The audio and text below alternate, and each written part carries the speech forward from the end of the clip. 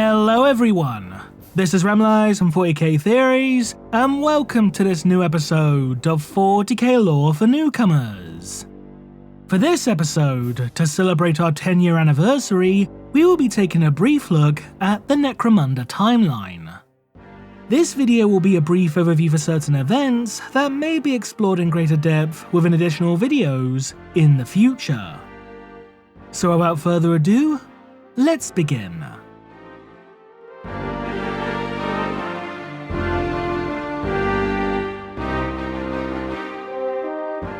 While there are many contradicting sources regarding the exact times and places for certain events, resulting in some potential inaccuracies, the following account will chronicle events within the current Warhammer 40,000 timeline that are relevant to what is quite possibly the most notorious world within the entire Imperium of Man, Necromunda.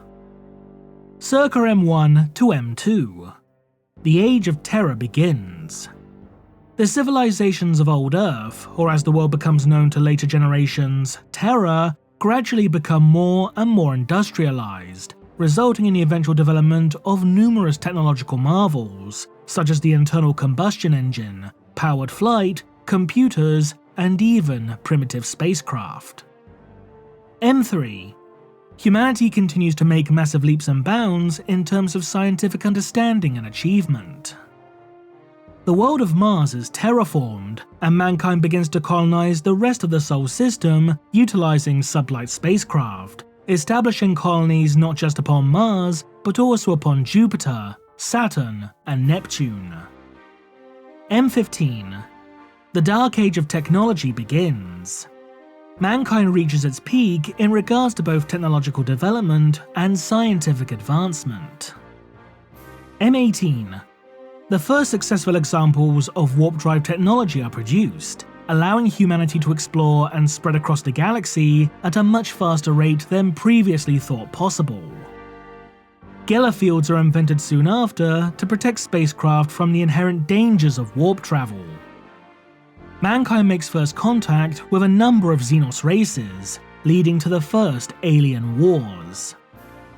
Psychically sensitive individuals, otherwise known as psychers, begin to slowly appear within the human species. Circa M18 to M22. The Navigator gene is discovered, leading to the creation of Homo Navigo, a human subspecies otherwise known more commonly as navigators. Thanks to these navigators, ships are not only able to begin making more carefully calculated jumps through warp space, but also traverse its depths for longer and longer periods of time. M22. The standard template construct is developed and perfected, allowing human colonies to manufacture everything that they should ever need to survive and thrive.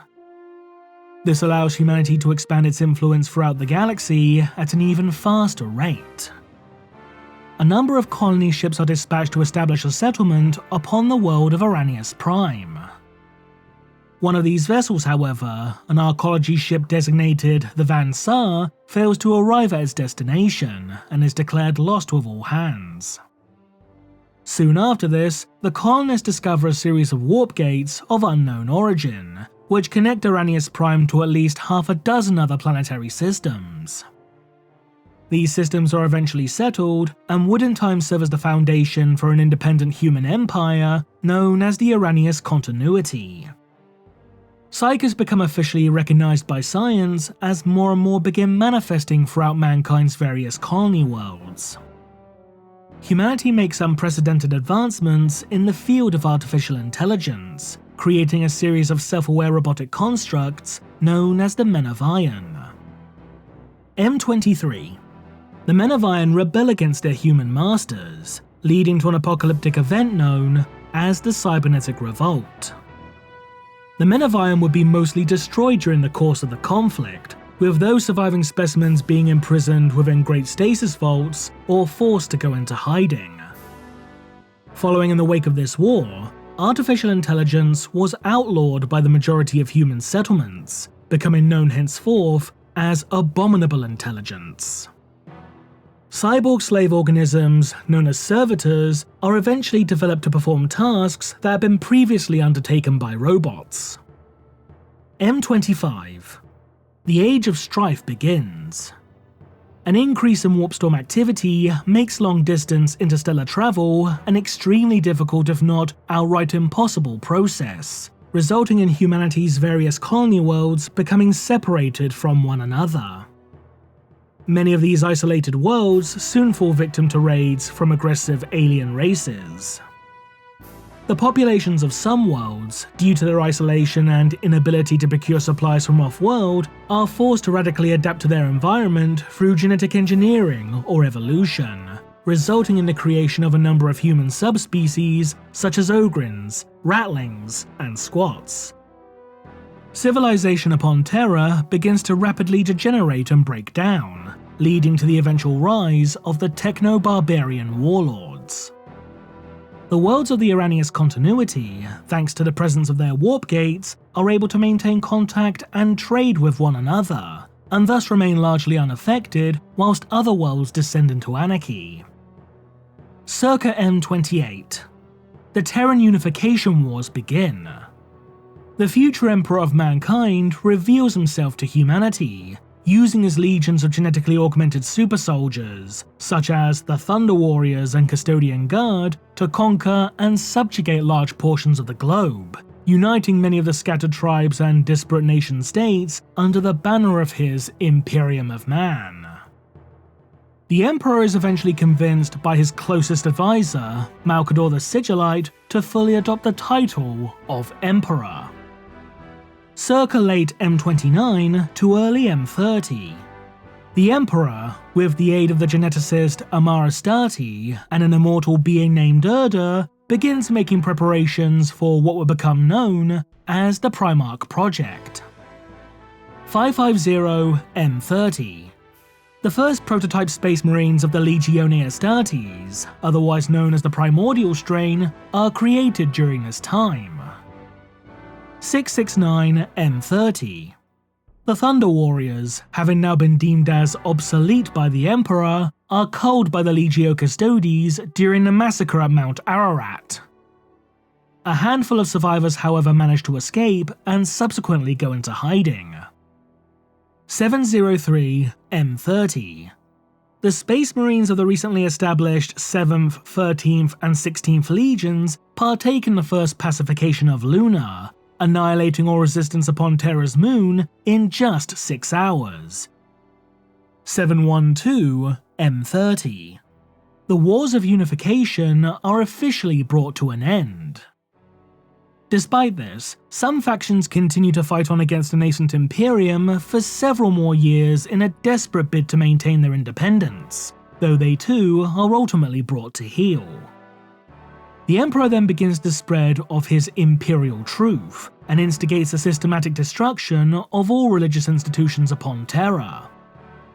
739 M30. An alliance between the Imperium of Man and the Mechanicum Empire of Mars is forged under the Treaty of Olympus, providing the Imperium with weaponry, technology, and manufactorums in exchange for unparalleled levels of autonomy, as well as the ability to self-govern within the Emperor's new regime. Circa 750 M30. A colossal warp space rift within the galactic northwest, known as the Eye of Terror, is created following the birth of the chaos god Slaanesh. This not only results in the destruction of the alien empire known as the Eldari Dominion, but the resulting psychic shockwave causes the many millennia spanning warp storms to finally disperse and dissipate, allowing humanity to take to the stars once more, bringing an end to the Age of Strife. 792 M30. The Primarch Project successfully bears fruit, resulting in the creation of 20 superhuman beings fashioned from genetic material taken from both the Emperor and Urda. As the infant Primarchs grew within their gestation pods, a warp rift would open within the heart of the Emperor's gene labs and scatter the nascent Primarchs throughout the galaxy, depositing them upon distant worlds where the majority would be adopted and raised by human parents. The Emperor would use the knowledge gleaned from the project, along with reserves of the Primarch's own genetic material, to perfect the Astartes genome. 798 M30. The Great Crusade begins. the Emperor launches his campaign to bring all of humanity's lost colony worlds into the fold of his Imperium, starting with the Sol System. Circa 840 M30. A squadron of Imperial ships en route from the Gehennial prosecution are forced to make an emergency translation back into real space due to sudden and intense warp storm activity, emerging within the territory of the Iranius continuity. The ships are swiftly attacked and boarded by the continuity's forces, who proceed to slaughter all Imperial personnel. One of the ships, however, would succeed in transmitting a distress signal, alerting the Imperium to the existence of the continuity. Despite the initial hostilities, the Imperium would try to bring the Iranius continuity into the Imperial fold through diplomatic means. The leaders of the continuity, the Iron Lords, would flatly reject such offers, and instead demanded that the Imperium submit to them and become a tributary state. In response, the Imperium deploys a massive war host to subjugate the continuity by force.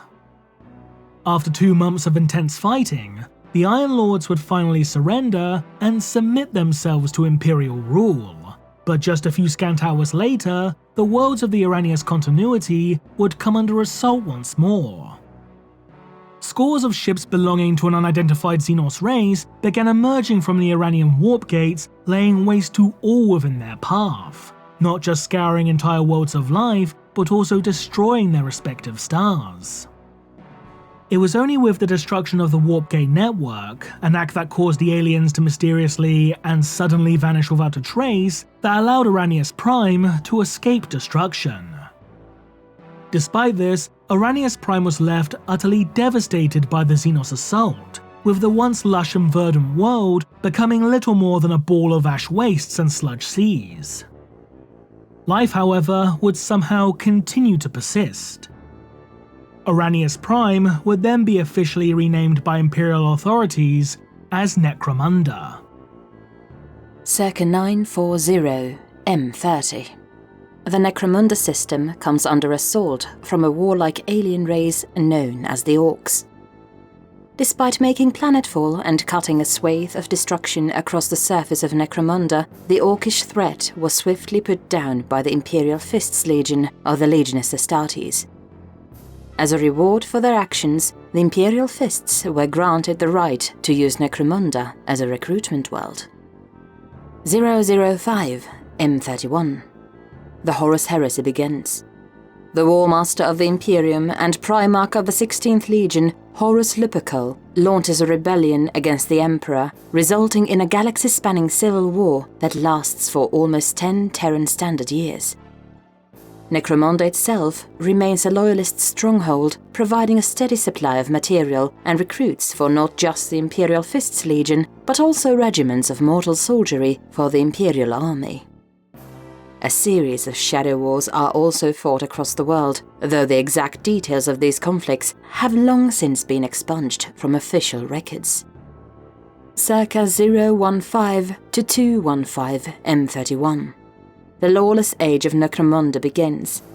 Necromunda's planetary governors struggle to maintain control over the world's population, many of whom desire a return to the rule of the Iron Lords. A number of hive cities, and in some cases entire hive clusters, are conquered by powerful warlords known as Gang Kings, resulting in the world failing to meet the tithing quotas set for it by the Adeptus Terra. A trio of mercenary sisters, known as the Blades, quickly begin gaining notoriety, infamy, and popularity throughout the wastes for their actions, working both with and against the Imperium, protecting the weak and helpless, and slaying a number of powerful Gang Kings. Circa 376 M31. A dozen squat mining clans from the Confederation of Orlock make planetfall upon Necromunda and strike a deal with the planetary governor to secure near-exclusive mining rights to the world's vast mineral wealth. In exchange, the squats will lend their aid to help rebuild Necromunda's infrastructure, which had been heavily damaged following both in the wake of the Horus Heresy and the onset of the Lawless Age. The leader of the squats, Oriath Ionai, would go on to sign even more deals with the world's various nobles, clans, and outland tribes in order to ensure that Necromunda remains dependent on the labors of the squats, and thus ensure a steady profit, with such deals coming to be known within official records as the Iron Debt. 418 M31. The squat's continued restoration of Necromunda reveals the true extent of its ancient tunnel work, with the Snorag mining clan in particular forced to deal with not just territorial tribesmen, but also countless nameless, shambling horrors that begin emerging from beneath the surface. The resulting conflict spawns a legacy of bloodshed and hatred between the squats and the nomads that endures even to this day. 631 M31. The Adeptus Terra dispatches forces to bring Necromunda back into the Pax Imperium and punish those they deem responsible for the world's failure to pay its tithes. Several of the world's gang kings are made examples of, their bodies left to hang and rot from hive spires.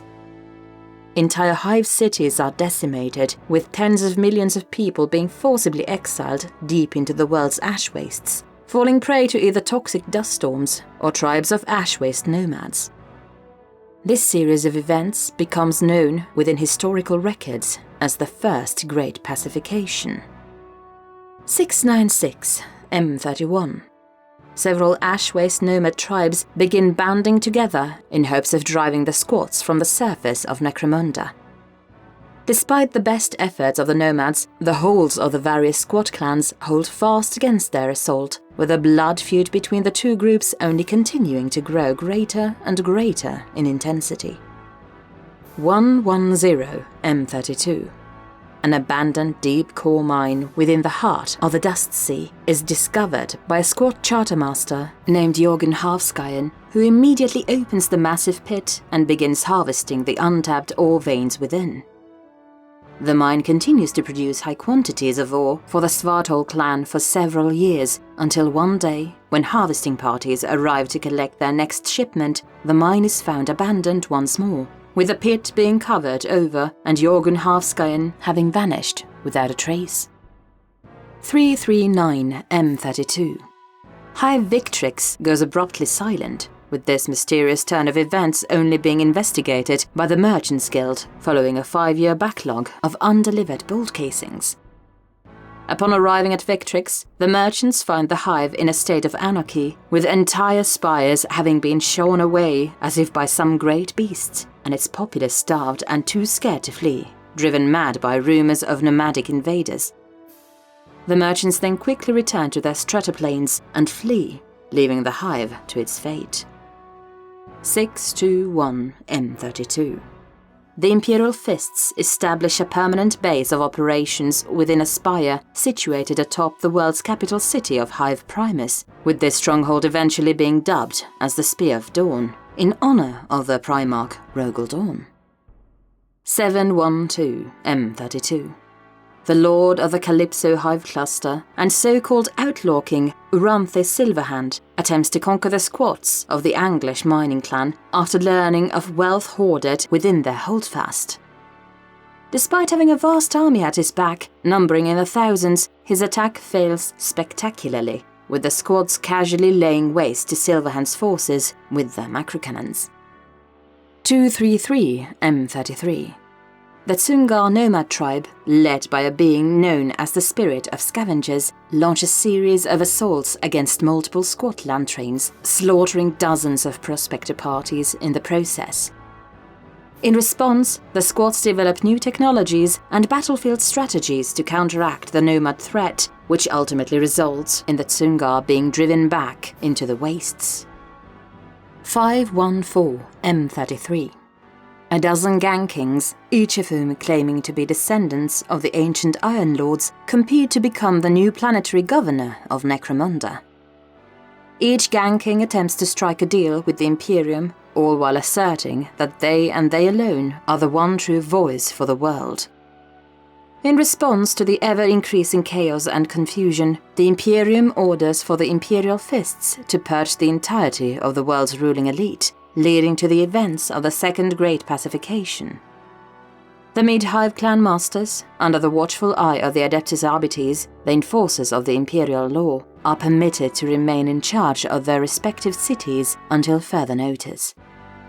906 M33.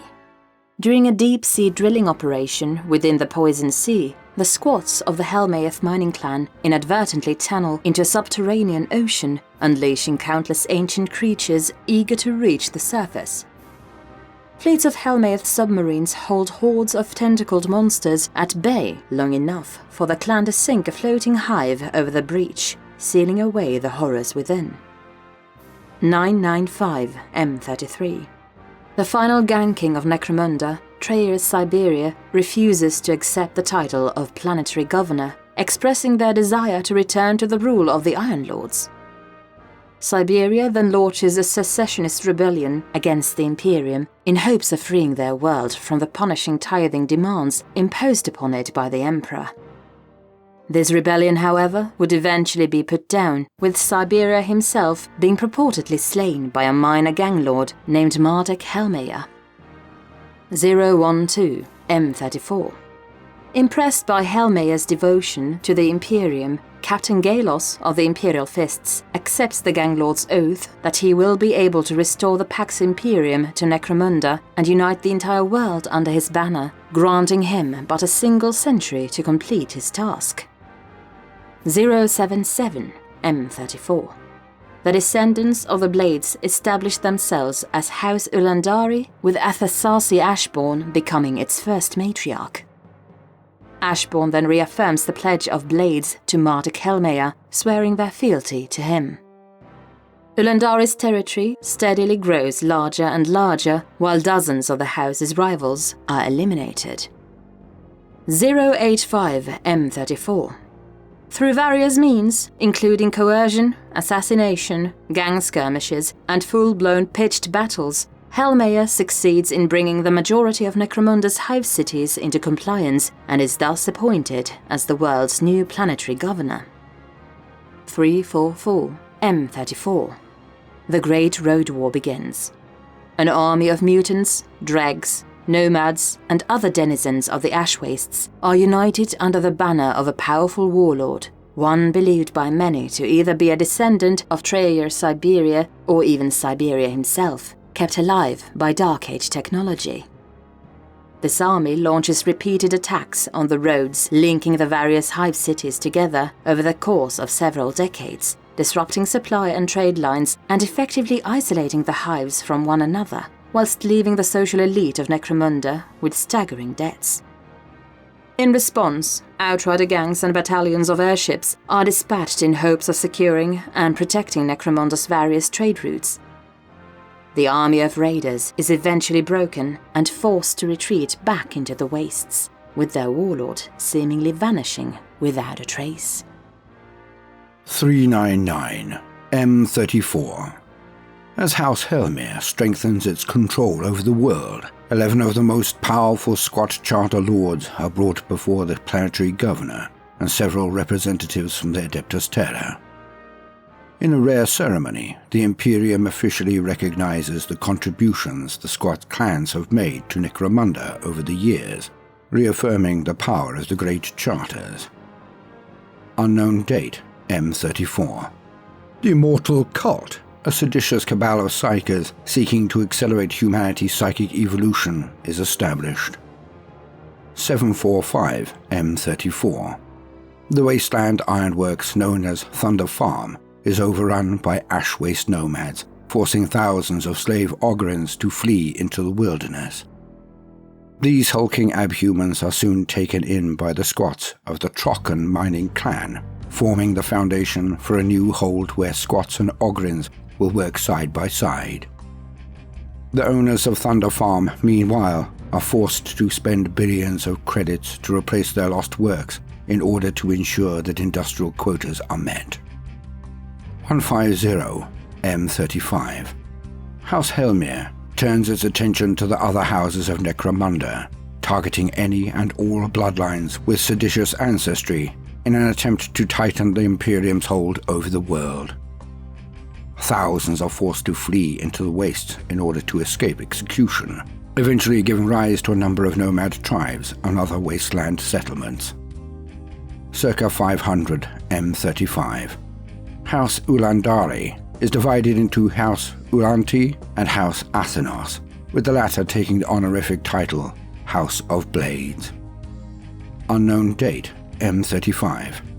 House Helmawr officially ratifies the divisions between the various houses of Hive Primus, bestowing the writ of nobility upon houses Gorshed, Mung, Ulanti, Waiter, and Duranta.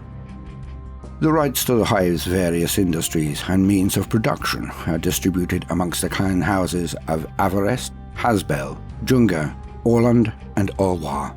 All other clan houses are either subsequently absorbed into those recognized by the Imperial government or declared as outlaws. The Dark Age colony ship, the Van Saar, finally rematerializes back into real space before crashing into the northern wastes of Necromunda. Horrified that the once lush and verdant world of Araneus Prime has long since been transformed into a blighted, toxic hellhole, the crew of the Van Saar vow to rebuild a fragment of their lost age in this new and horrifying time. 850 M35. Following a brutal and bloody campaign that lasts over 140 years, House Athenos finally succeeds in securing the Great Ash Road, eliminating the many rogue Hive Lords and Ash Waste tribes that had previously claimed entire sectors of it for themselves, rendering the plaid-spanning highway safe for public use once more. However, despite supposedly killing dozens if not hundreds of nomadic tribes, not one body is recovered, leading many to believe that the Outlanders were creatures beyond death. 889 M35. The Squat Charter Lord, Urek Greyhammer, is saved from an Ash Waste nomad ambush by an unknown ex-Astra Militarum officer. In gratitude, Greyhammer pledges to tithe a generation of his kin to serve within the 8th Necromundan Spiders Regiment of the Imperial Guard, shipping over 1,000 Squats off-world to fight for the Emperor of Mankind. Unknown date, M36. The settlement of Junkertown is officially established surrounding the wreckage of the ancient Van Saar colony ship, and quickly grows into a sprawling hub of activity for wasteland settlements and traders from various hives for thousands of kilometers. 211 M36. The Merchants Guild of Hive Dionysus lures a delegation of Anglish Squats into their hive, taking them hostage and demanding a ransom from their holdfast.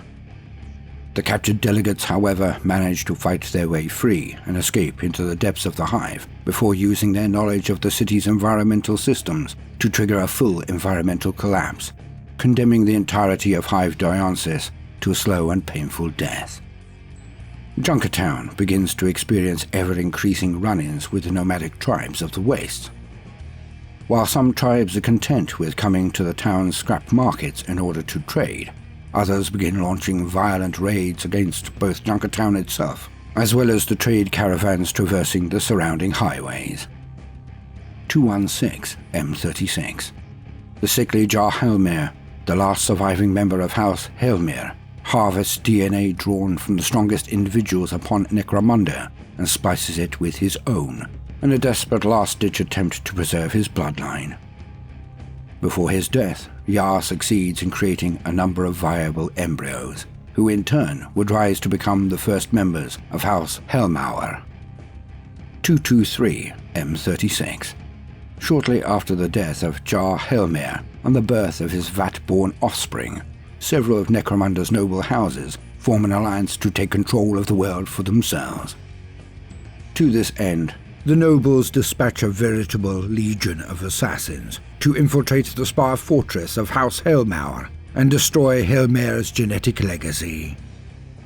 Their attempts would ultimately end in failure, as the assassins would be slain by a vast army of gangers and bounty hunters that had been recruited by Helmawr to protect his nascent offspring. 408 M36.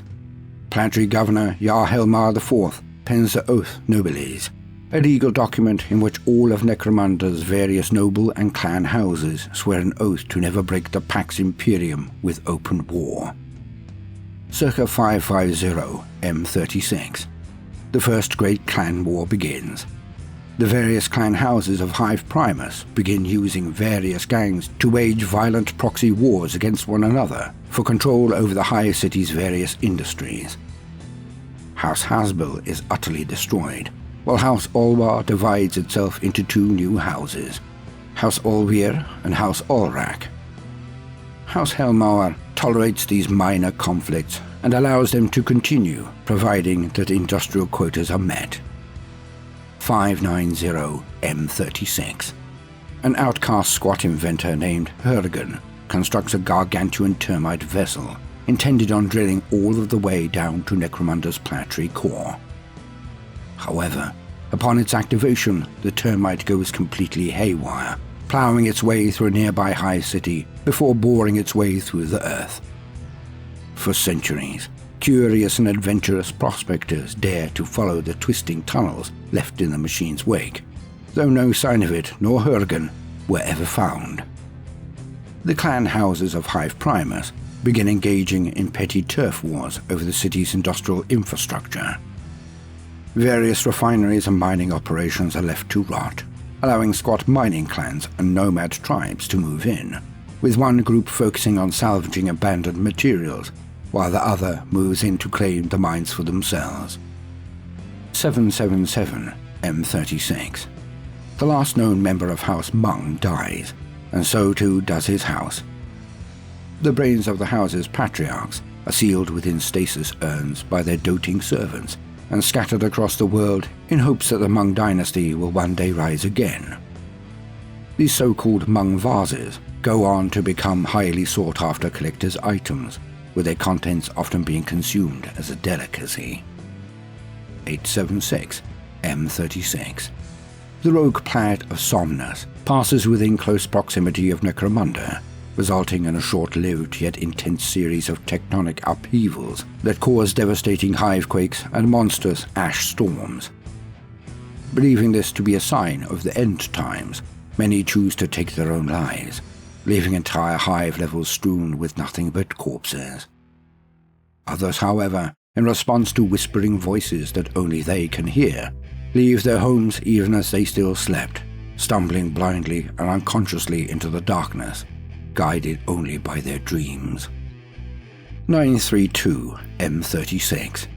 The Patriarch Primus of House Athenos inadvertently causes a schism during a sermon within Hive Temenos, when he accidentally mispronounces Saint Valdor's name as Saint Valdon, which quickly escalates into open conflict between the Valdorians and the Valdonians. This draws the attention of Adeptus Sororitas Order of the Argent Shroud, who quickly put an end to the conflict and take a tithe of 10,000 penitents from the house as atonement for their transgression. 954 M36. Tavor Hessia, taking the title of First Vansar, convenes the first ever gathering of Archaeotechs, a coalition of technological savants, scrapper lords, and heretics who become the secret guardians of the Vansar STC. 999 M36. A century after the passing of Somnus, the descendants of the Dreamers, those men and women who journeyed into the wastes at the behest of some unknown voice, are discovered within the underhive of Hive Primus, congregating in the shadows with all memory of their origins drowned by the visions in their heads. The other denizens of the underhive are quick to regard any sightings of these pale and gaunt beings as an ill omen. 017 M37. House Eulantai and House Athenos engage in a prolonged conflict, with Eulantai proving the victors, taking House Athenos' place within the spire of Hive Primus. A hidden sect within House Ulanti, who can trace their ancestry back to the Blades, known as the Ashaki, grow disillusioned with Ulanti's actions and enter a self-imposed exile. The Ashaki then absorb the remnants of House Athenos, giving rise to a new clan house that would eventually become known as House Escher. Matriarch Primus Rebecca Shard is ousted from power by Patriarch Dominus, with both Shard and her followers being driven into the deepest reaches of the spoil. Attempts to destroy Rebecca's dynasty are repeatedly met with failure, with her bloodline continuing to endure for centuries to come. 061M37. The prodigious tech ganger Satyr Davos, having unravelled the secrets of Junkertown and witnessed the Van Saar STC for himself, quickly rises through the ranks of the Archaeotech and rediscovers many of its lost wonders, which in turn will eventually form the foundations for the modern House Van Saar. 115M37. Despite providing centuries of stability to the world, House Helmawr slowly begins to fall into decadence and decline, with each successive lord becoming more interested solely in their own increasingly bizarre personal excesses. 391M37. Gangs of pale outriders referring to themselves as the Delac begin conducting raids along the edges of the Sump Sea, taking control over several remote settlements in the process. 411M37. After centuries of rule over the Van Saar STC, Satyr Davos mysteriously vanishes, with many believing that he had succeeded in developing a device known as the Archaeochronometrics, that would in theory allow him to pierce the veil of time itself. A group known as the Cult of Kronos emerges soon after his disappearance, and the cult's members begin dedicating their lives to finding Davos and or replicating his life's work. 439M37. Lord Herodo Helmawr dies, leaving no clear successor.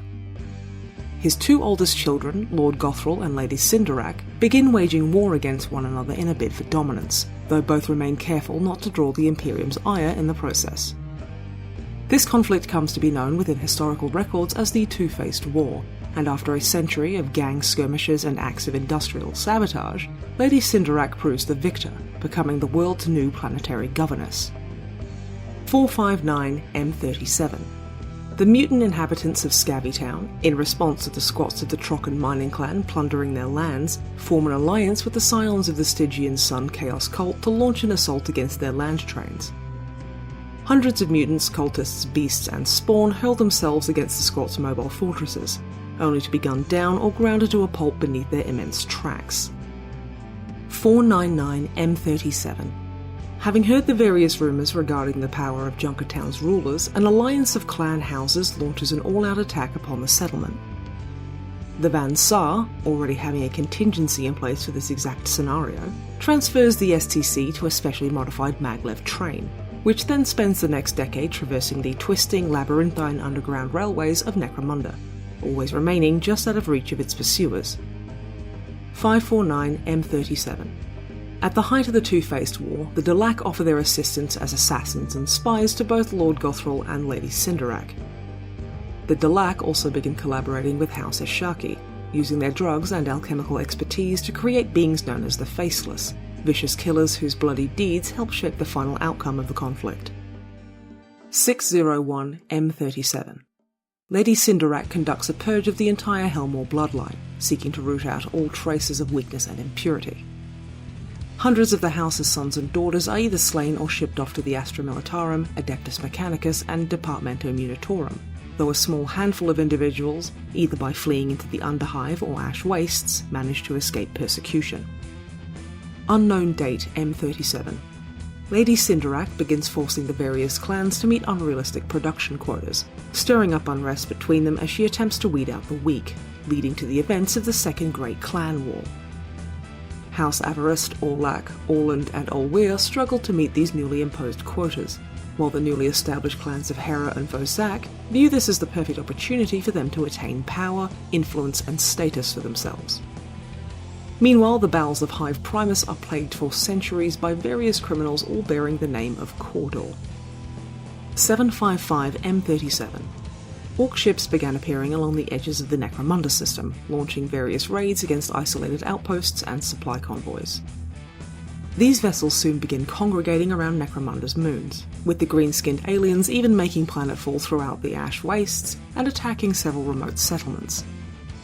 Many of these Orc landing parties are quickly destroyed by the Wasteland's various tribes, however, with the survivors being quickly hunted down before they could spread further across the globe.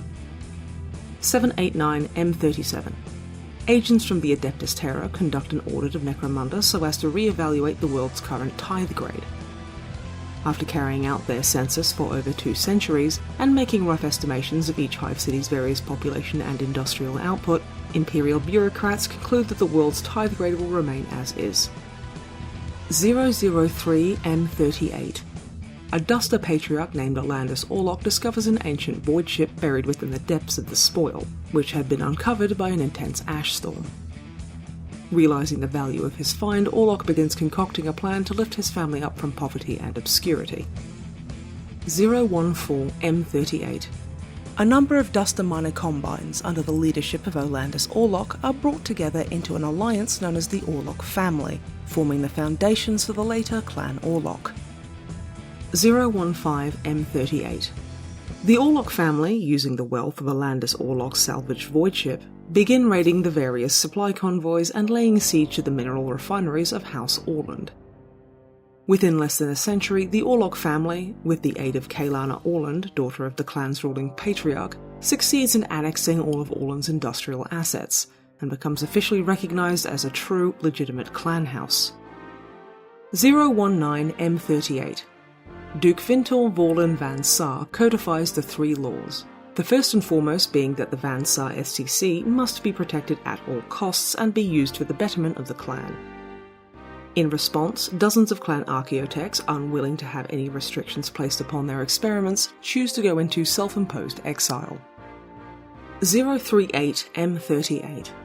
Seeking to replace Necromunda's aging orbital defense network, Lady Sindarak commissions the construction of a gargantuan star fortress, known as the Eye of Selene. Before dying, Sindarak decrees that all solar travel must pass through the Eye of Selene, and that any voidcraft or cargo vessel attempting to land anywhere other than at the Palatine cluster will be shot down.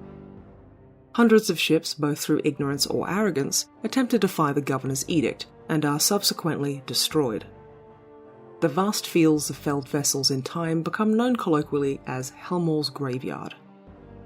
112M38. House Orlock's status as a clan house is cemented with the marriage of Kavar Orlock and Kaelana Orland. At the same time the wedding is carried out, the last loyal soldiers of Clan Orland make a final yet futile last stand against the Orlocks. In typical Imperial fashion, House Helmawr's wedding gift to Kavar and Kaelana, an invitation to the 200th name day feast of Lord Alobius Vex Helmawr, arrives over 300 years after the deaths of the newlyweds and over 100 years after the death of Alobius Helmawr. 197M38. Alien war parties begin emerging from the ruins of the Skull Cluster, striking out into the surrounding wastelands. In response, Erst Hagran, the squat charter lord of Svardhol, passes a bill known as the Arkhimite Law, in where all squats, once they come of age, must serve within the Holdfast Militia and complete a season within the Skull Watch, a tradition that endures even to this day. 230M38. A bone doc named Fulman Cawdor, after spending a single drunken night within the settlement of 2 tunnels, accidentally instigates a full-scale riot, convincing a mob of locals to turn upon their own homes after pointing out just how miserable and pathetic their shantytown truly is. 245M38. House Ashaki's continued abuse of alchemy leads to a rise of malformed male youths.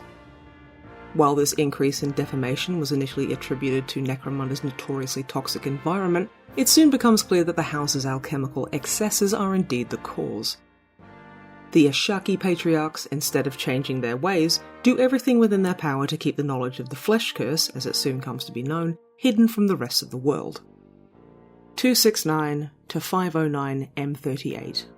The Delac begin infiltrating House Avarist, slowly consuming it from within like mold on a decaying corpse. Before long, the empire of House Avarist would find itself completely replaced by what is now known as House Delac. 359M38. A group of Ashaki clan chemists discover a clone vault belonging to the Blades that had been long thought destroyed. The chemists awaken several of the clones, who then proceed to embark on a madness-induced rampage before disappearing into the wastes. 414M38. The so-called Lord Cawdor, otherwise known as the King in Rags or the Scrap King, claims rulership over the lower reaches of Hive Primus, with countless supplicants coming to pay tribute to their new king, having been entranced by his charisma and sheer force of will. For over a decade, the Lord Cawdor continues to rule over his domain before suddenly vanishing without a trace. While some claim he was called to the Emperor's side, others believe he simply fell down the large hole situated beside his throne. 770M38. The hives of the Minerva cluster are struck by a devastating famine that lasts for over 20 years. Despite their repeated requests for aid to be brought in from off-world, House Helmawr refuses to lift the restrictions placed on solar travel by the late Lady Sindarak. 780M38. During the height of Minerva Cluster's famine, rumours abound of shape-shifting psychic vampires gathering within the Underhive, only to disappear once the famine finally comes to an end. While unconfirmed, many are quick to point an accusatory finger towards House Delac as being responsible. 798M38. House Hera attempts to destroy the recently legitimised House Van Saar, only for the Van Saar to respond in kind. This leads many to suspect that House Hera had been manipulated into launching their doomed attack against the Van Saar as punishment for some past slight made against Lord Helmawr. 932M38. A being known as the Cybernac emerges from the depths of Hive Rothgol at the head of a vast army of mutants and rebels.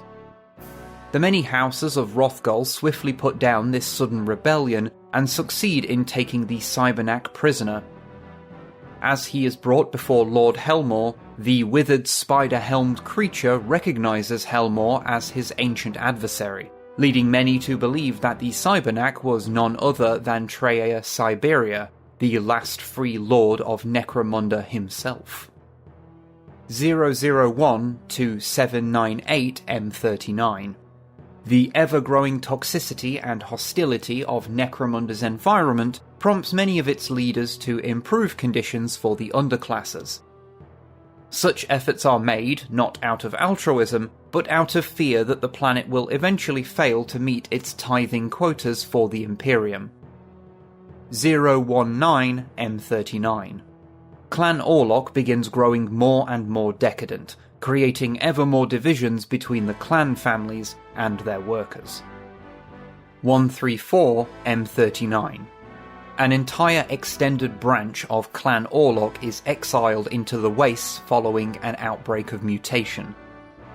These outcasts eventually establish themselves within the settlement of Carrion Town, where they would go on to found a splinter house known as the Scaled Fist, or more commonly to the other denizens of the Wastes as Those Other Orlocks.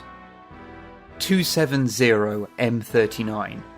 An exiled archaeotech named Luthris Hormund is killed by his own creation, a horror of razor-sharp limbs and writhing cables known as the Cybernetica Arachnis, which goes on to plague Necromunda for years, emerging only to indiscriminately kill for its own sadistic pleasure, or to feed upon the great heat sink of Hive Primus. 299M39. The drudges of the mining town of Big Hole launch a full-scale rebellion against their Orlock masters, which, after less than a cycle of fighting, in conjunction with the various raids being launched by opportunistic Duster clans, outlaws and Ash Waste tribes, reduces the settlement to little more than ruins and rubble. Despite the loss of Big Hole, the Drudge Rebellion, as this event will eventually become known, will continue for at least another 450 years. 322M39. Drukhari raiders from the Cabal of the Jagged Blade manage to slip past the Eye of Selene and succeed in striking at the Quadrus Spire within the Quinspire cluster, taking hundreds of men and women prisoner in the process.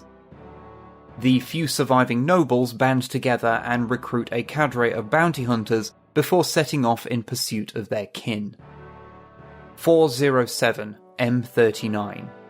Agents of the Immortal Cult begin raiding a number of ancient bunkers and tunnels, known colloquially as the Forbidden Cities and under protection by House Delac, in order to steal vast amounts of Gast, a potent drug that is capable of awakening one's latent psychic abilities.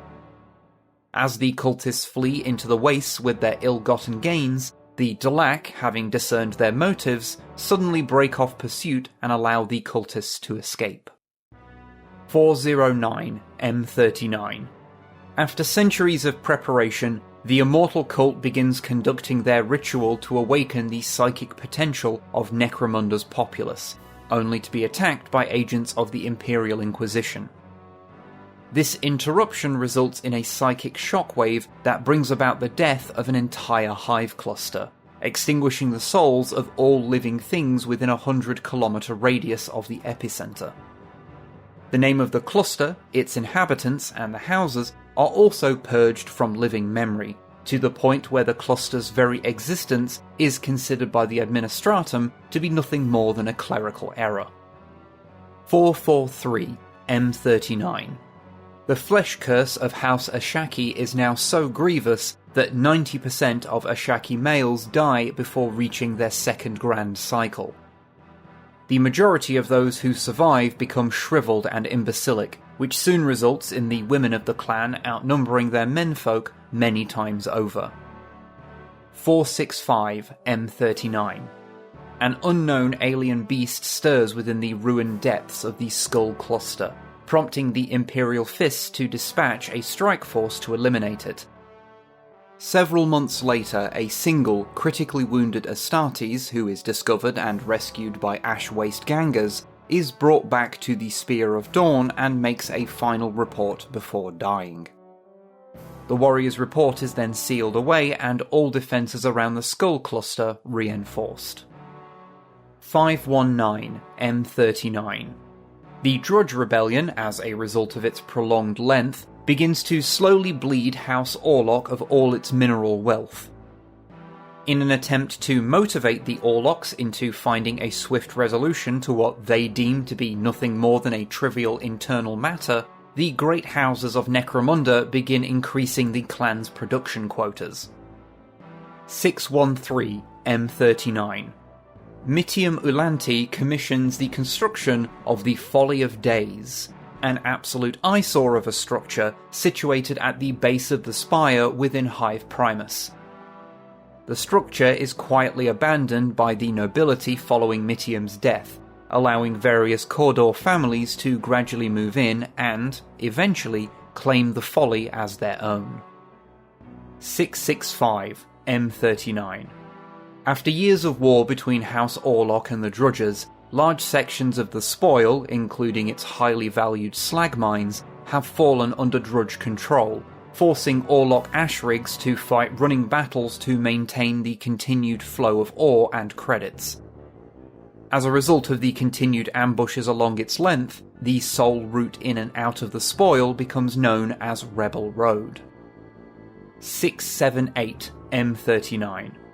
An intense planet-wide storm unearths the remains of an ancient Titan-class war machine. An Adeptus Mechanicus salvage fleet from the nearby forge world of Phaeton arrives to retrieve the ruined machine, only to find that most of the technological wealth it contained had already been pillaged by gangs of prospectors and scavengers. 679 M39. Greta Grunson of the Skragfrid mining clan leads an expedition to the Ash Pole, Necromunda's southernmost point. After a brutal year-long journey that needed to be conducted on foot due to the perpetual storms that make flight into the region utterly impossible, Grunson finally succeeds in reaching the world's pole, claiming it for the Ironhead Squats. 698 M39. An outbreak of a disease known as the Grey Shivers occurs within Hive Temenos, leaving thousands on the precipice of death. A number of Cawdor families, who for some reason are immune to the plague's effects, begin tending to the sick whilst spreading their scrap faiths and looting the dead. 773 M39. Frustrated by the inaction of their decadent elders, several younger members of House Orlock concoct a plan to not only put an end to the Drudge Rebellion, but to also save their slowly dying clan. To this end, the youths establish a secret base of operations within the depths of the Spider Points and strike a deal with the strongest Drudge leaders, promising them a place within the New Order in exchange for their aid in overthrowing the clan's leaders. This will eventually lead to what will become known within historical records as the Crucible Schism. 776 M39. A colossal hivequake causes one of Hive Primus's many sub-spires to break away, killing hundreds of thousands in the process. As usual, it is a number of Cawdor families who are the first to arrive on the scene in order to scavenge and loot. Thanks to the wealth that they had accumulated from the Hive's dead, the Cawdor finally succeeded in attaining House status, becoming known henceforth as House Cawdor. 800 M39. Lord Alberoth Helmawr grows more and more obsessed with the idea of creating the perfect labourer, one that is both strong and resilient enough to survive Necromunda's hostile environment, yet docile and compliant. To this end, Helmawr commissions some of the world's top alchemical biologists and chirurgeons to engineer such a being. 813 M39. The Chem Matrons of House Eshaki, now officially known as House Escher, along with the bio-architects of House Van Saar, combine their efforts to embark upon the creation of Lord Helmawr's Uber-worker. The Escher themselves agree to aid in this project, which becomes known officially as Project Goliath, in hopes that it could also lead to the creation of a new, stronger male bloodline for their house. 850 to 990 M39. Fearful of the imbalances that gene-smithed workers could bring to Necromunda, a number of clan and noble houses attempt to put a stop to the Escher-Van Saar alliance, dispatching countless numbers of assassins and saboteurs in hopes of finally putting a stop to their experiments. 929 M39. An apparition of Saint Valdor appears within Necromunda's religious capital of Hive Temenus. News of this miracle quickly spreads across the entire world and throughout the surrounding subsector, causing scores of pilgrims to begin flocking to Necromunda. Dozens of splinter faiths and cults devoted to the Imperial Creed begin emerging all across the world, while House Helmawr grows rich off of the profits made from their specially minted pilgrimage coins. One such splinter faith, known as the Cult of the Redemption, or simply the Redemption for short, is established by one Incondarious Brain around this time, with the tenets of the Redemptor cult eventually being adopted as the official religion of House Cawdor. 932 M39. A combined army of rival clan houses launches an assault against the primary Escher Van Saar biolab within Hive Primus, with thousands of gangers on both sides being slain during the first hour of the attack, slowly forcing the defenders to fall back to the Uberworker vault. During the final hours of the battle, House Delac turns upon their allies and sides with Houses Escher and Van Saar, causing the attackers to finally withdraw.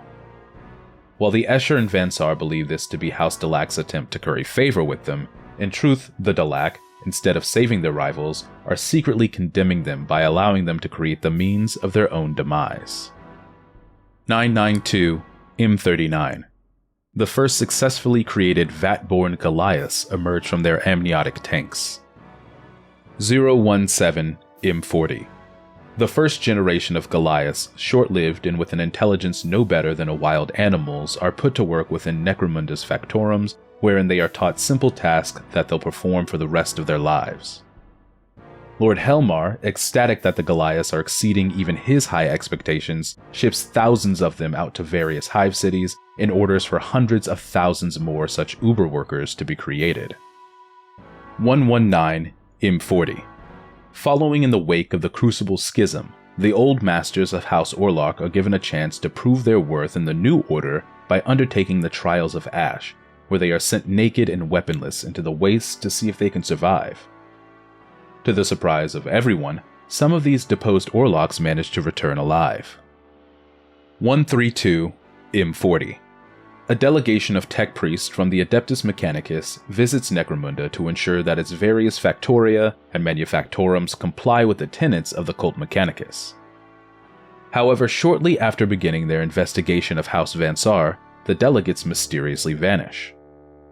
House Helmawr chalks this incident up to being the result of a freak accident, while simultaneously bribing Martian emissaries with a collection of ancient archaeotech to not pursue the investigation further. 201 M40. House Orlock undergoes a period of expansion fueled by gangs of former drudges who are eager to earn a place within the new order of the clan.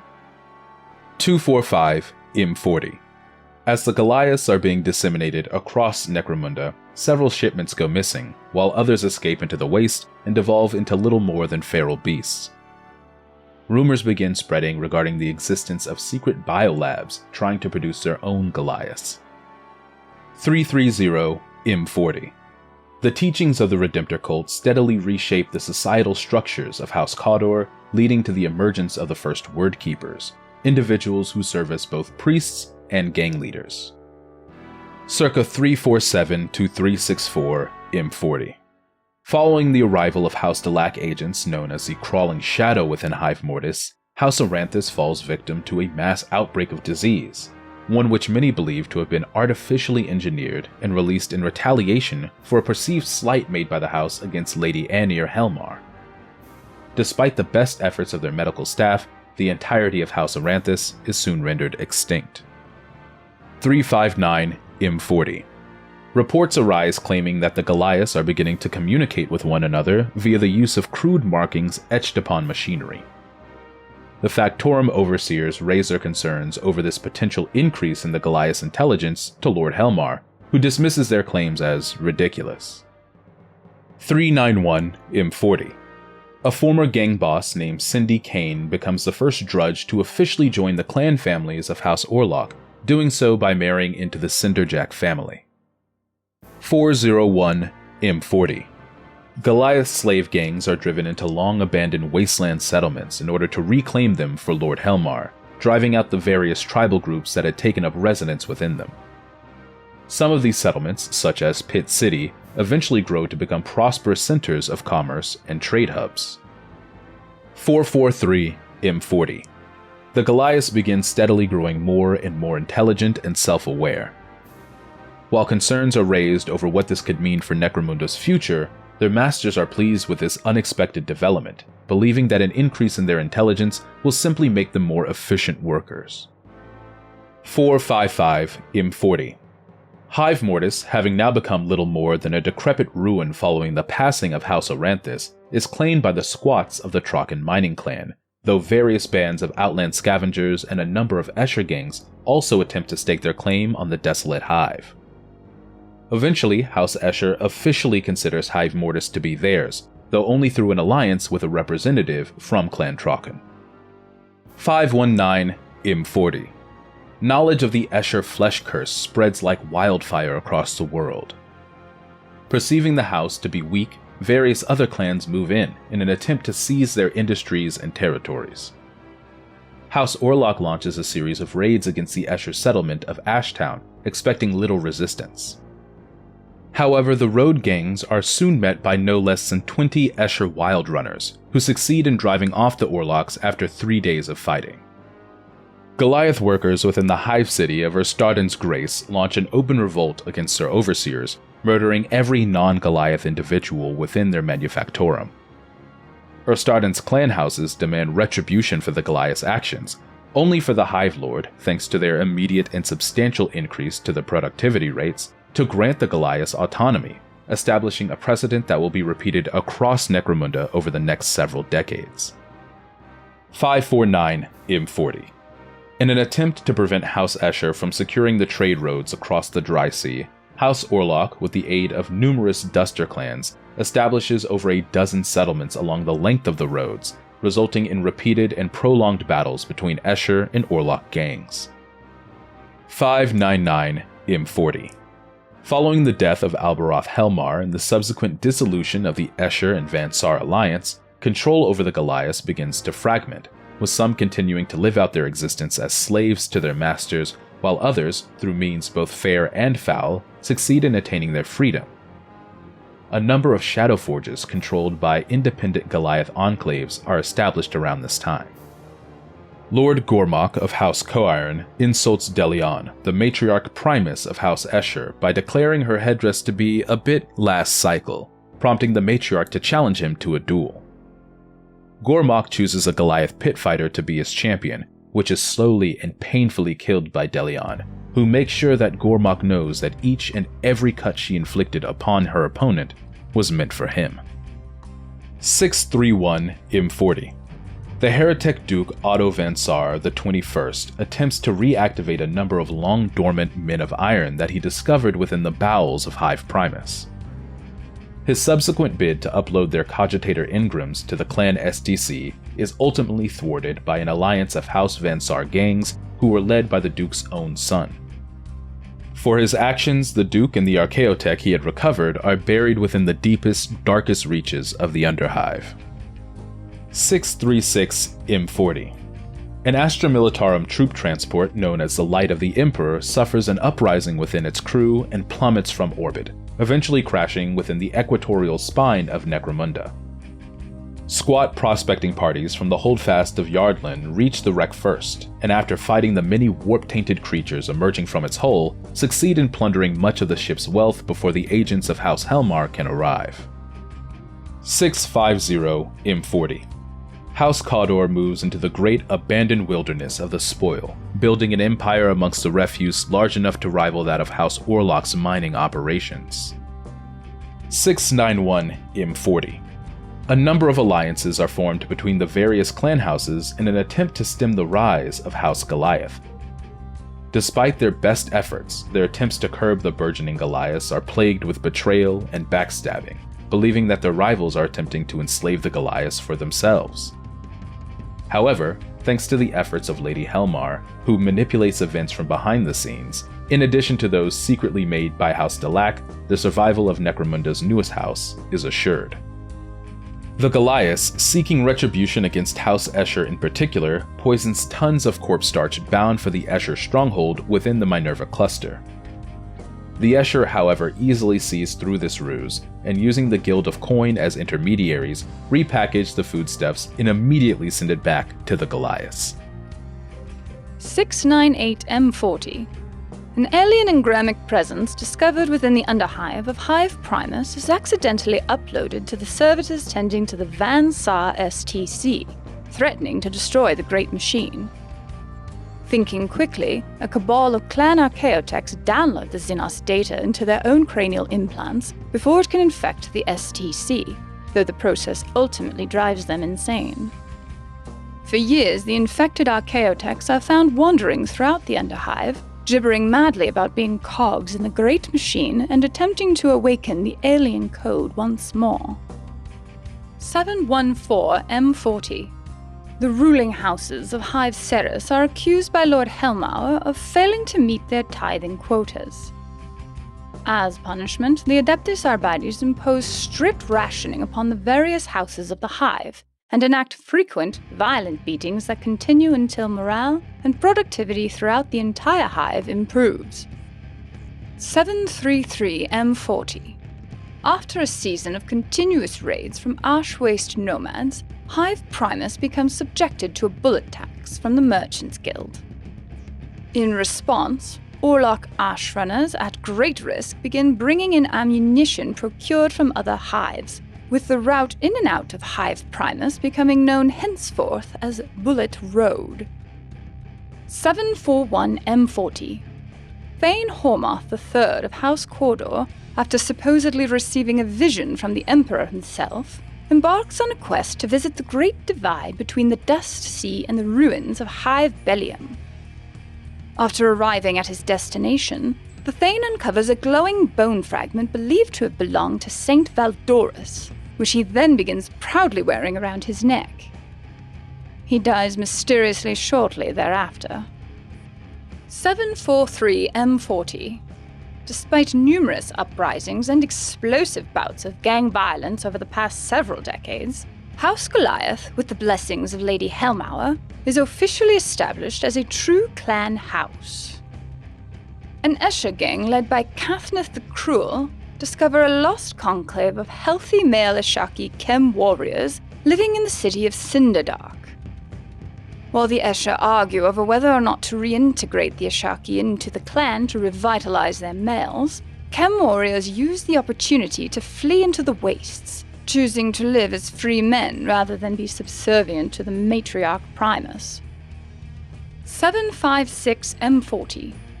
A number of splinter cults and sub-factions begin emerging within the ranks of House Cawdor, due to differing interpretations to the teachings of Incordious Brain.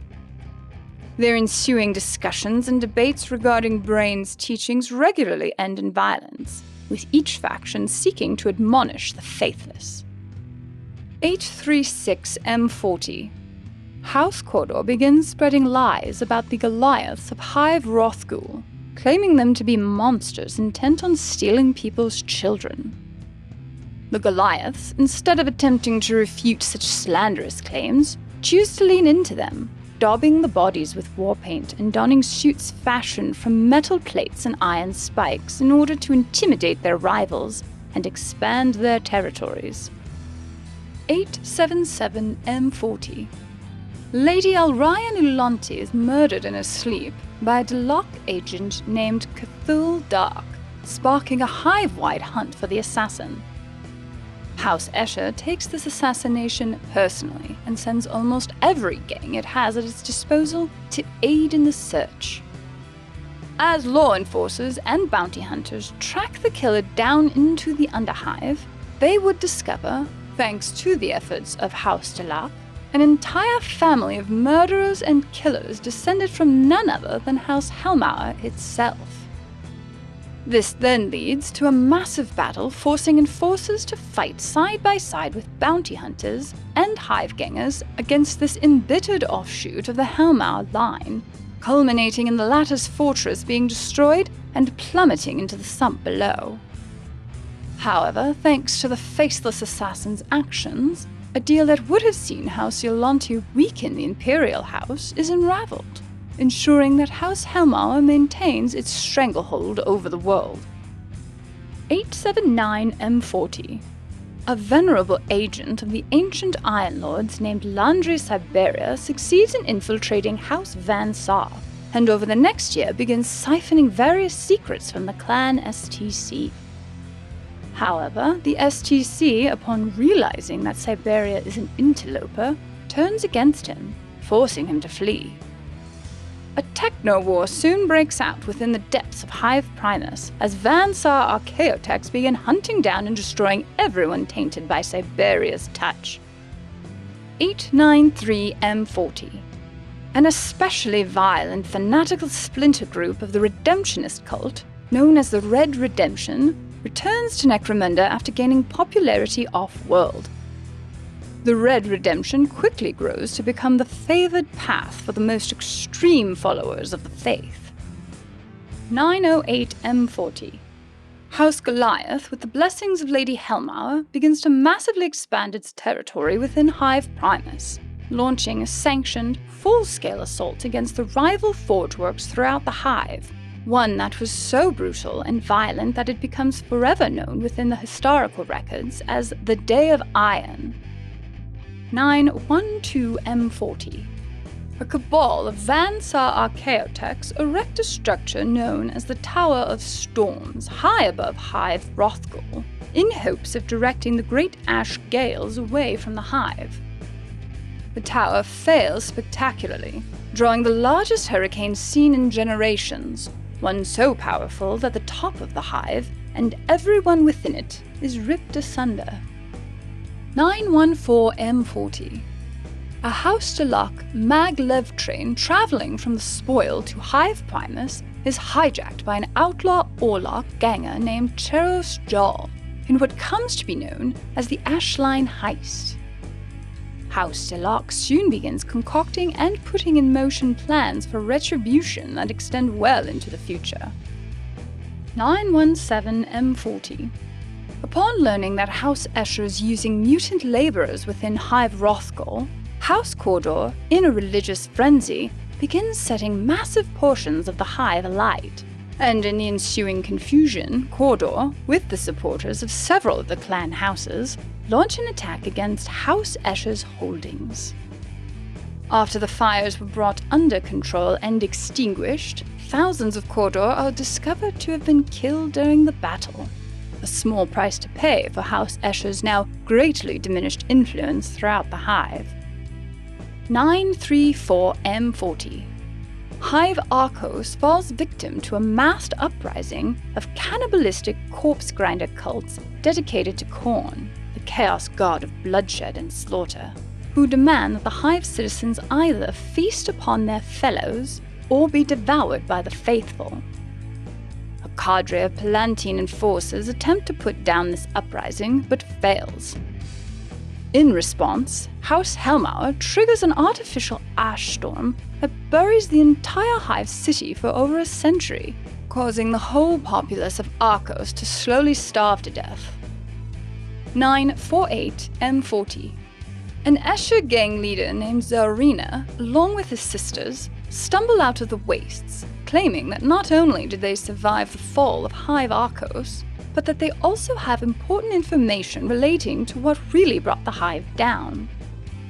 Upon being welcomed into the Escher Council chamber within Hive Primus by the clan matriarch, Zarina is immediately detained by Lord Helmawr's personal enforcers. 008M41. Syndella Gines rises to rule the Escher Wildrunners of the Crimea Outlands, despite only being 16 years old. The young gang queen quickly begins carving out new territory for the Wildrunners within the Spider Points, and they soon grow rich from their repeated raids on House Orlock's road trains. 2 years later, Syndella is killed during a shootout against no less than a dozen assassins, though her actions during her short life soon become the stuff of legend throughout the entire Palantine cluster.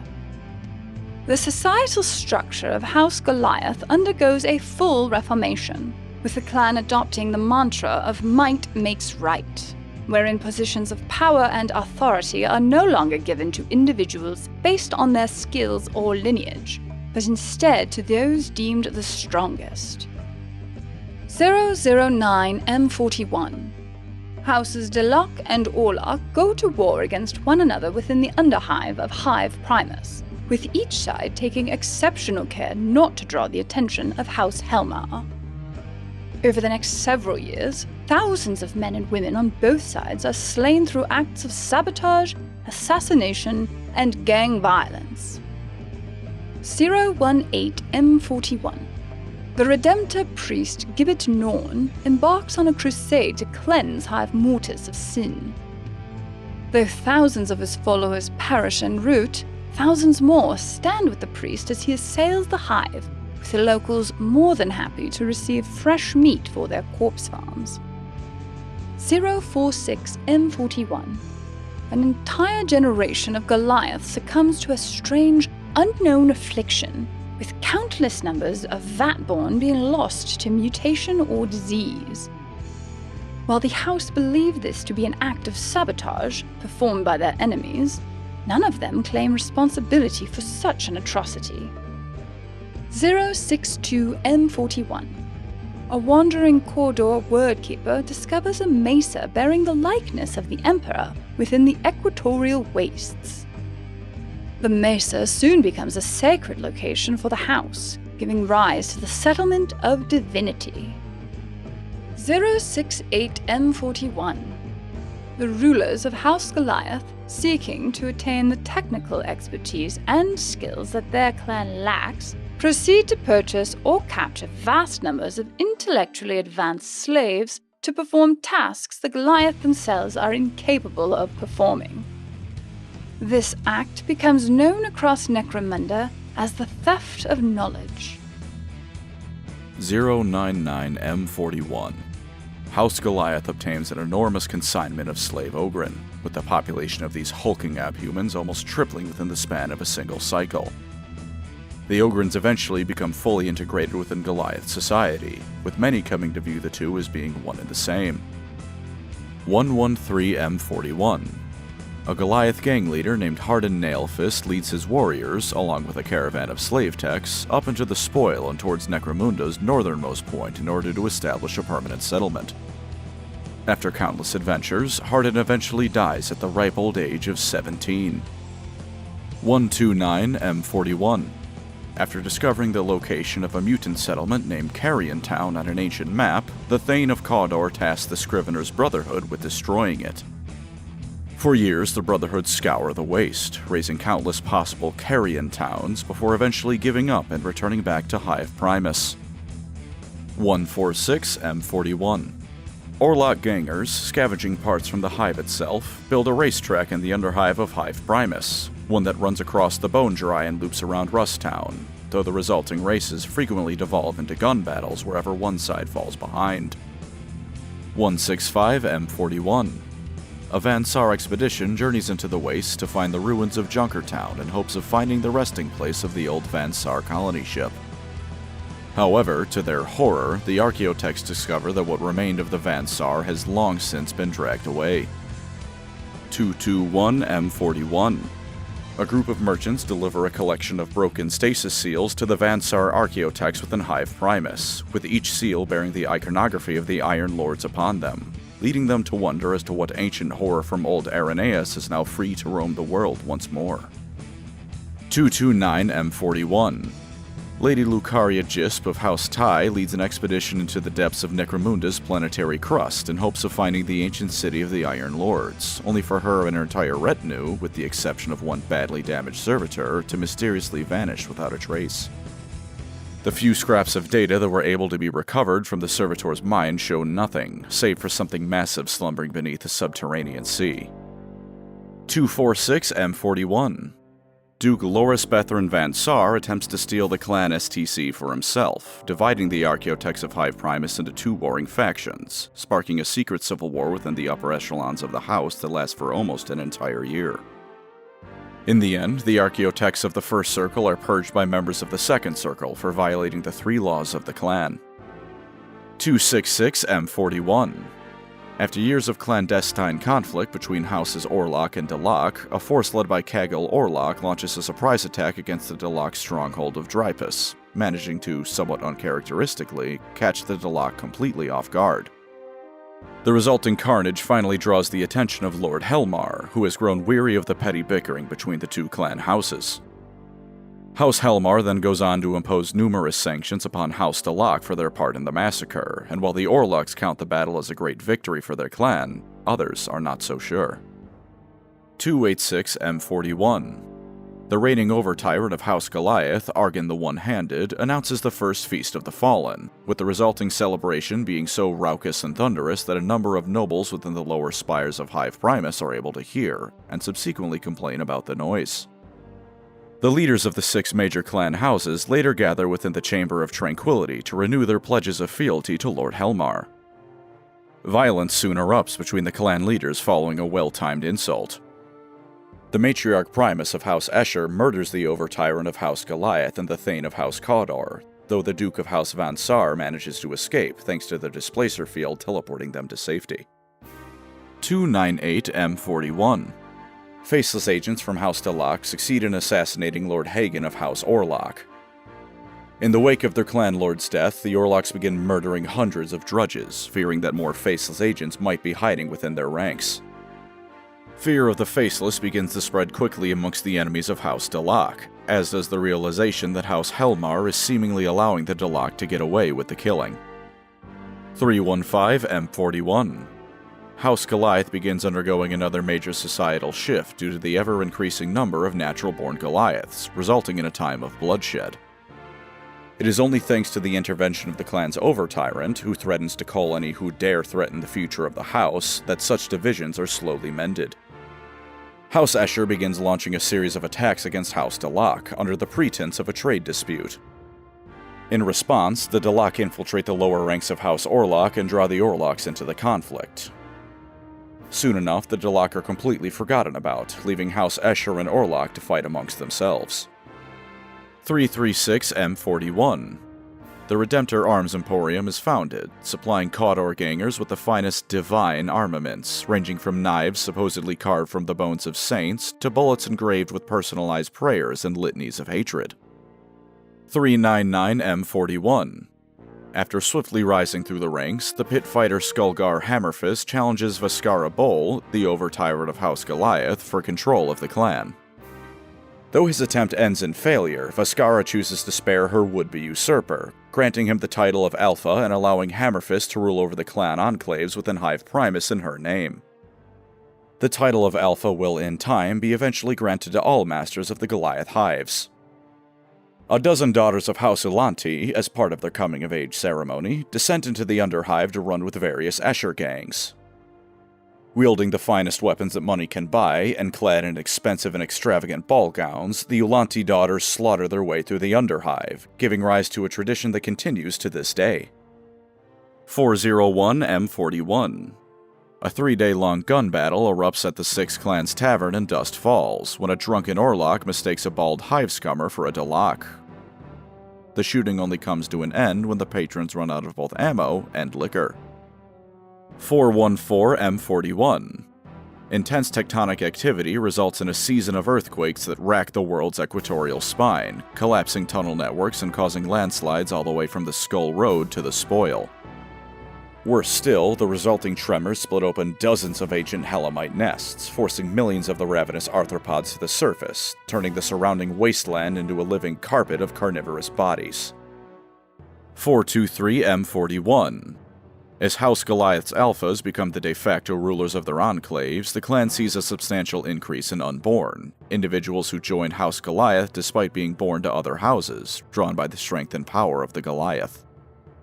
This, in turn, attracts a number of docs looking for work, leading to both an increase in productivity and longevity for the masters of the house.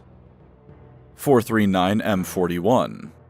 The criminally insane archaeotech Von Specris climbs the peak of Gothrul's Needle in hopes of evading the Palanite enforcers and Vansar gangers pursuing him. Unwilling to be captured and tried for his heinous crimes, Von Specris instead triggers the Spire's emergency storm valves, unleashing an acidic downpour that kills both him and his pursuers. 479 M41. House Caudor establishes a Redemptionist temple, known as the Temple of Dusk, in the upper reaches of Gothrul's Needle within the Spire, with the temple serving as a mirror to the pre-existing Temple of Dawn, and symbolizing the cult's apparent dominion over Necromunda as a whole. 499 M41. A Goliath gang known as the Dog Soldiers conducts a successful raid of House Vansar's home reactor, stealing a data shard that contains countless technological secrets. The Dog Soldiers trade the data shard for a crate of a potent alcoholic beverage known as Wild Snake, but not before their doc extracts valuable information pertaining to the improvement of the clan's amino vat technologies. Figures believed to be members of House Delac are witnessed lurking in the lower reaches of downtown, calling out to the toxic waters of the Sump. The settlement of downtown is destroyed shortly after, with official reports claiming that a hivequake had consumed it, though the surviving residents begged to differ, claiming that something monstrous had answered the Delac's call and had risen from the Sump. Soon after, Orlock gangs begin moving into the region, before eventually establishing the replacement settlement of Sump City. 521 M41. The Orlock ganger Drake Merdana becomes an outlaw following his murder of a Delac whisper merchant within Lord Helmawr's own audience chambers. Over the next decade, Drake racks up an incredible bounty upon his head by committing every crime imaginable, though always holding true to House Orlock's Oath of Iron. Once his bounty reaches upwards of 50,000 credits, Drake turns himself in for execution, and in doing so ensures that the Merdana family get the money. 551 M41. As House Goliath continues to grow in power and influence, the clan begin launching assaults upon rival factorums and manufactoria, leading to what will become known as the Forge Wars. 597 M41. A chaos cult succeeds in stealing a vial containing the blood of Saint Soranus from the Cathedral of the Emperor Deified. In response, House Caudor mobilizes every single asset it has at its disposal to besiege the cultist stronghold to recover the vial. However, upon completing their mission, the Caudor refuse to return the vial to the cathedral and instead deliver it to the clan's Thane for its own protection. 601 M41. After a prolonged war, an alliance between houses Escher, Orlock, and Delac ousts House Vansar from Hive Anarchy. In one last final act of defiance, Archaeotech Masamune uploads her very consciousness into the Hive's cogitator networks, becoming a literal ghost in the machine and plaguing the Hive's residents for centuries to come. 629 M41. A dozen of the most powerful Orlock road bosses within the Spider Points gather for the annual dividing of the spoil. Adhering to the traditions of the region, the bosses take part in a 3-day-long bare-knuckle brawl beneath the Lucky Six Tavern, with various gangs from all across the cluster being drawn in at the promise of free entertainment. 633 M41. An outlaw Goliath gang within Hive Trazior establishes the settlement of Beatdown Town, which soon becomes an intense hub of activity for the Hive's narco-lords, who find plenty of customers in the Goliaths. The repeated assaults made by the Palanite enforcers against the town to put an end to the drug trade end in failure, and soon the Lords of Trazior decide that the best way to deal with the problem of Beatdown Town is to simply ignore it. 656 M41. Following the deaths of their fellow gangers, a band of Orlock Juves from the Sump Dogs, having renamed themselves the Sump Pups, attempt to take over the town of Dust Falls, beginning with an attack on the Six Clans Tavern. The ensuing gunfight results in the deaths of all 20 Juves, which the tavern's owner describes as being a quiet night for his establishment. 667 M41. House Delac, unbeknownst to most, succeeds in capturing the Hall of Lies within Hive Primus, granting them almost total control over the Hive's information and secrets trade, and becoming even more powerful and pervasive in the process. 670 M41. Escher Gang Queen, Lacey Dark, in a bid to remove all of her rivals in one fell swoop, invites them to the twice-shy tavern within the settlement of Two Tunnels. She then delivers an ultimatum: leave town or have their bodies turned into corpse starch.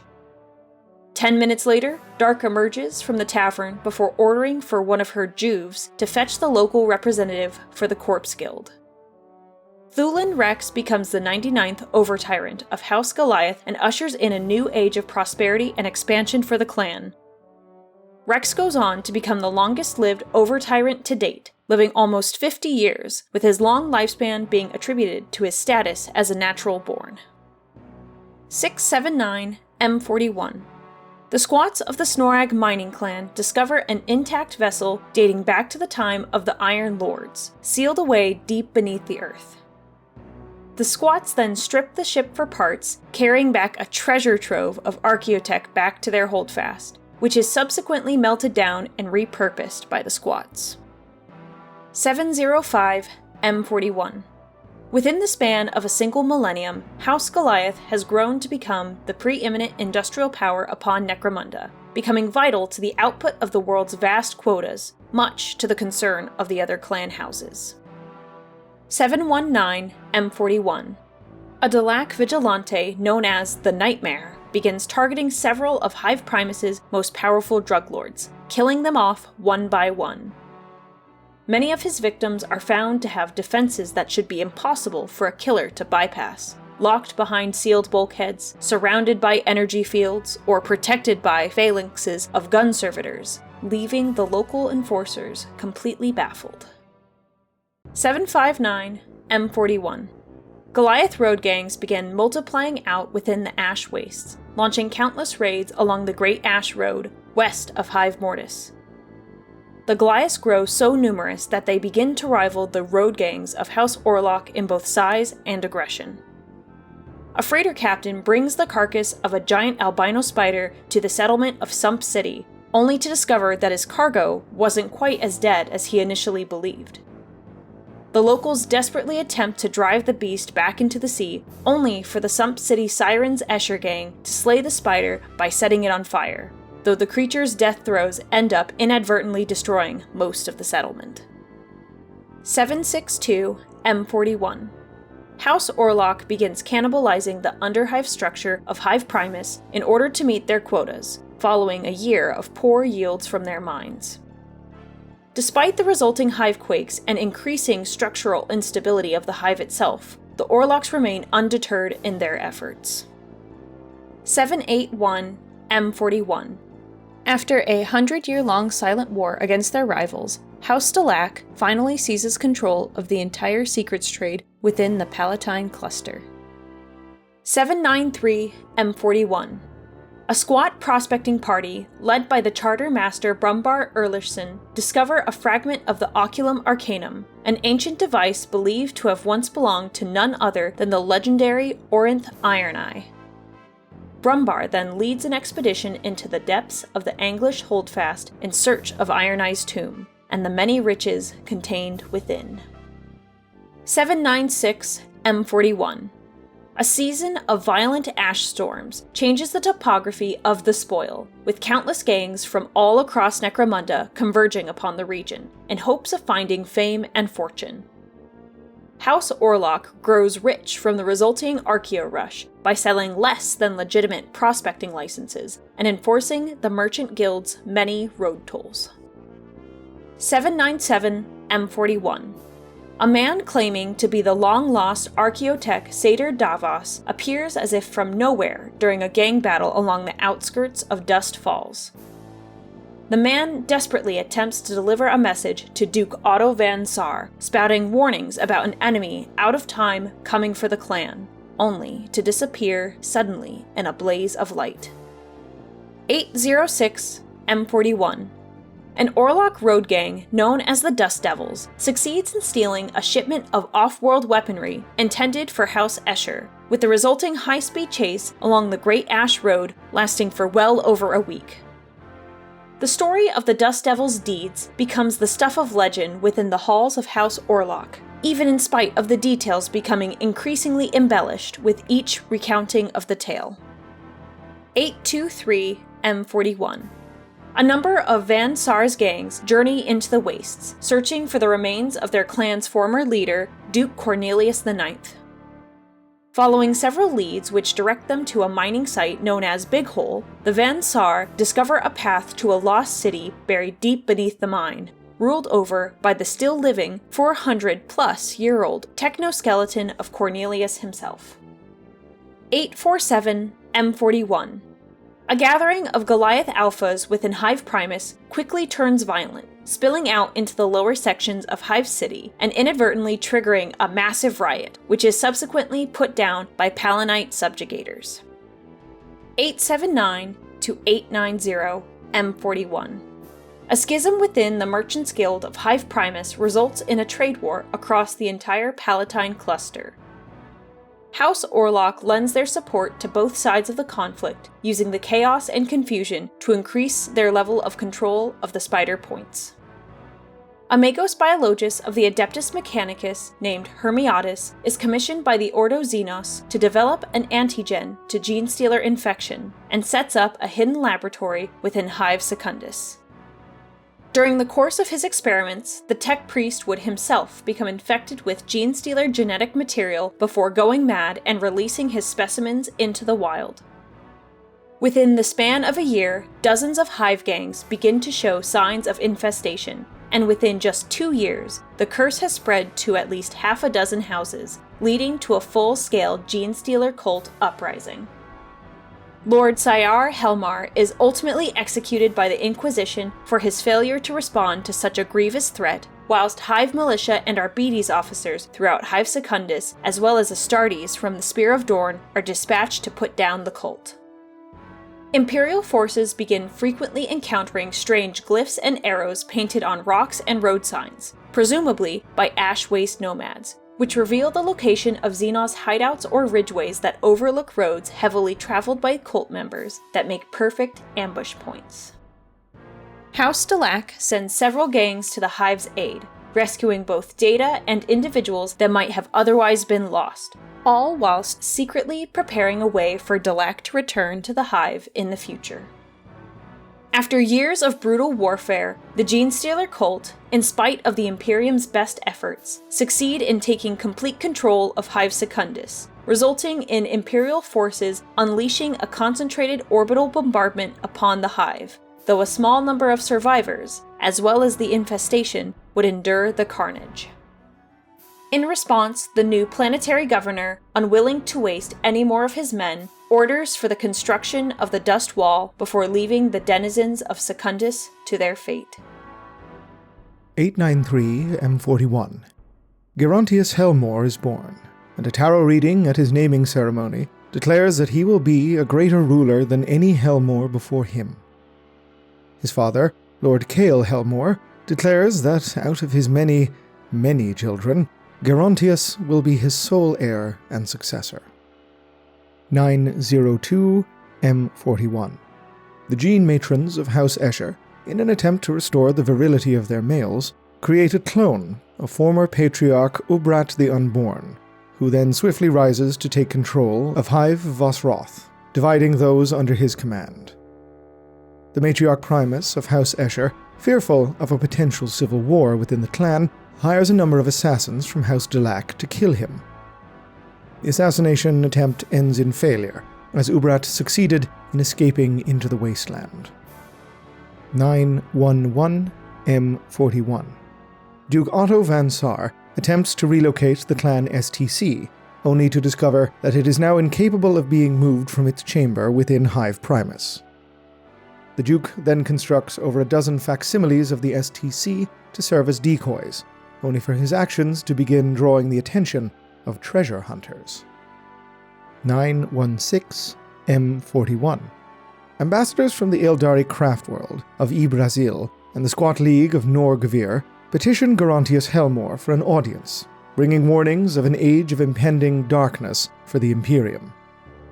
The planetary governor, however, refuses to take their stories of gods and demons seriously, and, as soon as he is able, politely thanks the envoys for their time and sends them on their way.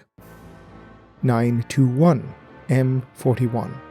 The Gene-Stealer cults of Hive Secundus launch a full-scale assault against the Dust Wall, with an entire legion of pure strains, hybrids, and repurposed industrial machinery clashing violently against the defending Necromundan militia and Imperial Fists Astartes. After days of non-stop fighting, leaving thousands dead on both sides, the cult is finally forced to retreat into the ruins of Hive Secundus. House Helmawr soon abandons the fight for Secundus, leaving the squat holdfast of Yardlan as the sole bastion of civilization within the entire Hive. The squats begin fortifying their hold's defenses, turning it into a mighty subterranean fortress, manned by those of their kind, hardened by constant battles against the Xenos. 944 M41. Agents of the Immortal Cult, in a bid to take over Hive Acropolis, begin manipulating hundreds of Delac spikers by visiting them in their dreams, plundering many of the house's secrets and compelling the spikers to begin recruiting gangs of rogue weirds or psychers destined for the Black Ships. Upon being alerted to the danger by House Helmawr's astropaths, inquisitors from the Ordo Hereticus, with the aid of numerous local gangs, proceed to hunt down and slay these rogue psychers, putting an end to the cult's latest bout of madness. 955 M41. The presence of Gene-Stealers is discovered within the Nautilus spire of Hive Acropolis. Upon hearing of this, Lord Helmawr immediately petitions a visiting delegation of Astartes from the Ultramarines chapter for aid. After a series of bloody engagements, the Ultramarines sterilize the spire by releasing a concentrated nerve toxin into the primary ventilation systems, sealing it off permanently from the rest of the Hive. 956 M41. The Orlock gang boss, Helgan Greywater, obtains a master-crafted bolt pistol stamped with the iconography of the Imperial Fists.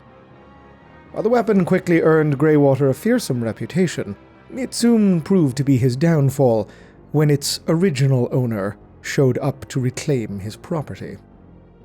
960 M41.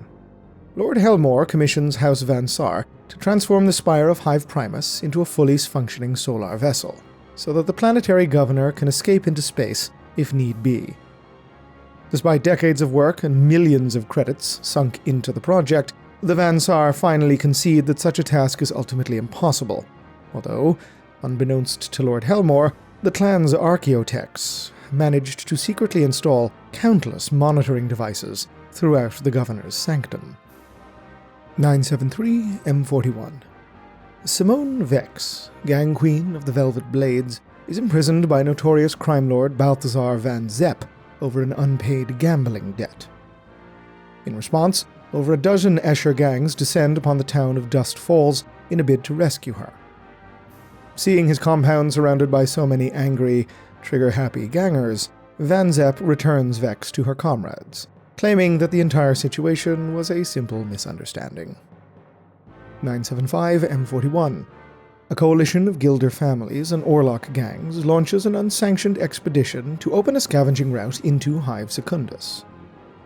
Upon learning of this, Lord Helmawr orders for Lord Morrow Orlock to stop them.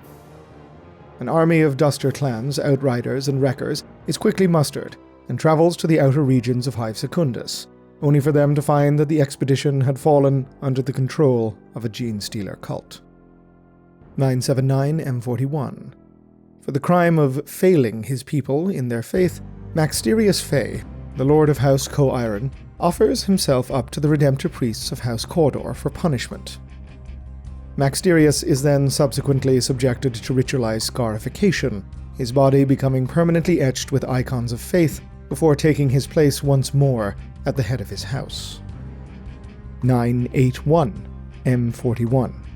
House Delac plucks a dark secret from the minds of an Eldari Corsair prince during the latter's visit to the Stranger's Spire in Hive Primus. So terrible and powerful is this secret that it must be psychically transferred between one Delac to another on a regular basis to prevent the subject from succumbing to madness, a small price to pay for such an important new treasure. 982 M41. A rogue doctor named Shiv begins perfecting her formula for various hyperstimulant concoctions, allowing more and more of her Goliath gang customers to turn their fighters into hulking beasts known informally as Zerkers, greatly increasing their destructive potential. 984 M41. House Goliath seizes control over Hive Rothgal's Gale Forges, leading to a massive increase in production and economic growth for the house. Seeing their own fortunes beginning to rapidly dwindle, the other houses of Rothgal form an alliance and attempt to take the forges for themselves. Their attempts end in failure. House Goliath's domain soon is surrounded by a forest of charred corpses. 985 M41. The squat engineers of the Sinki mining clan begin detecting changes within Necromunda's weather patterns from their airborne fortress. Their findings are soon delivered to the clan's charter lord, and while he keeps the details of the data to himself, he nonetheless orders that the holdfast ascend to a higher altitude forthwith. 995 M41.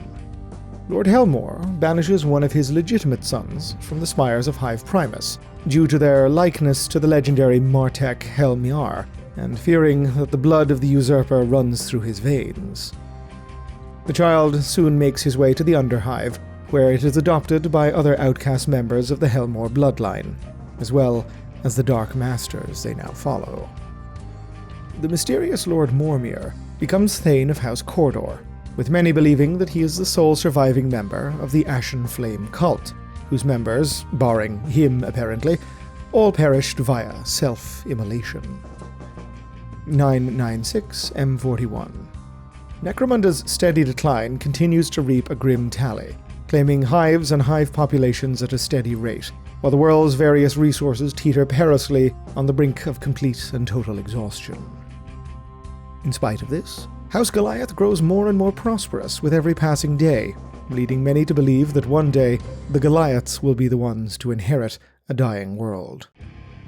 A previously unknown emergency protocol within the Van Sar's STC is triggered, bringing numerous long-dormant systems within it back online.